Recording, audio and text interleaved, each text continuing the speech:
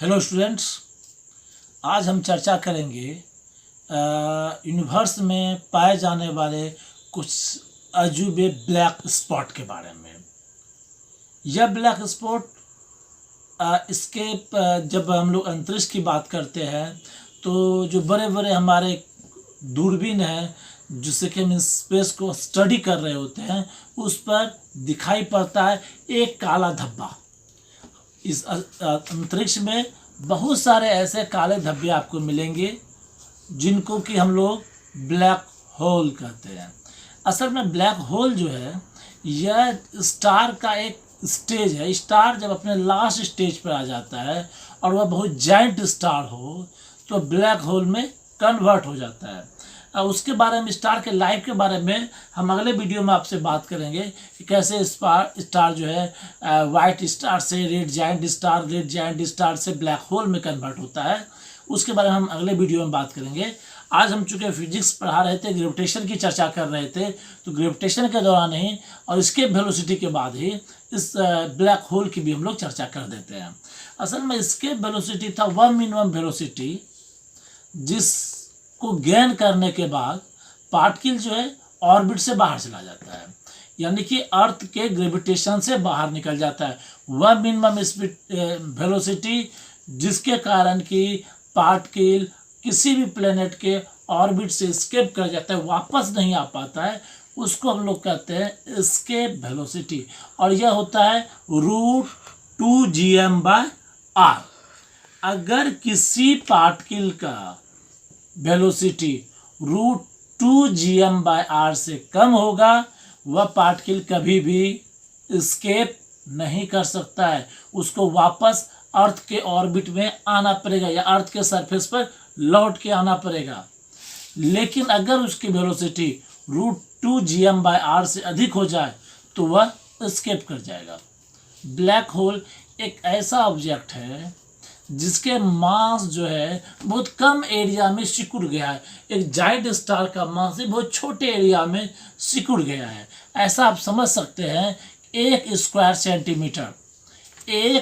Centimetre का भी अगर आप टुकड़ा ले लेते हैं ब्लैक होल का तो वह हो सकता है कि अर्थ से भी ज़्यादा भारी हो, उसका मास अर्थ से भी अधिक हो। ठीक है, और यही कारण उसका जो इसके वेलोसिटी होता है वह लाइट के स्पीड से ज़्यादा हो जाता है। जिस भी ऑब्जेक्ट का इसके वेलोसिटी लाइट के स्पीड से ज़्यादा हो जाता है तो उस जगह से या उस पार्टिकल से या उस ऑब्जेक्ट से लाइट भी एस्केप नहीं कर सकता है। उस पर आने वाला लाइट उस पर चिपक जाएगा। और आप लोग सब जानते हैं कि कोई बॉडी हम तभी देख पाते हैं जब उससे होकर रिफ्लेक्ट होकर लाइट हमारी आंखों में आता है। यानी किसी बॉडी से रिफ्लेक्ट होकर लाइट जब हमारी आंखों में आता है तो फिर हम उस बॉडी को देख पाते हैं। जबकि ब्लैक होल से लाइट रिफ्लेक्ट करता ही नहीं है, चूँकि ब्लैक होल का एस्केप वेलोसिटी लाइट के भी वेलोसिटी से ज़्यादा हो जाता है। यानी 2gm/r का स्क्वायर रूट जो होता है वह इस लाइट के स्पीड यानी 3×10⁸ मीटर/सेकंड से भी ज़्यादा हो जाता है। तो जैसे ही किसी पार्टिकल का इसके वेलोसिटी लाइट की स्पीड से ज़्यादा होगा वह पार्टिकल दिखाई नहीं पड़ेगा, वहाँ पर एक ब्लैक धब्बा दिखाई पड़ेगा, क्योंकि जो भी लाइट जा रहा है उस पर चिपक जाता है। आप लोग ये जानते हैं कि जहाँ से लाइट दिखाई नहीं पड़ता है वह ब्लैक होता है, जहाँ से जो लाइट रिफ्लेक्ट करता है हमें वही कलर दिखाई पड़ता है। ठीक है, तो चूँकि यहाँ से कोई लाइट रिफ्लेक्ट नहीं हो रहा है इसलिए उसको हम लोग कहते हैं ब्लैक होल। याद रखिए, ब्लैक होल का मतलब ऐसा ऑब्जेक्ट जिसका एस्केप वेलोसिटी लाइट के स्पीड से ज़्यादा हो। अब कोई स्टार ब्लैक होल तक कैसे पहुंचेगा, क्या सन ब्लैक होल बनेगा या नहीं बनेगा, हमारा सन जो है, इसके बारे में हम अगले वीडियो में आपसे चर्चा करेंगे और बताएंगे लाइफ ऑफ स्टार्स।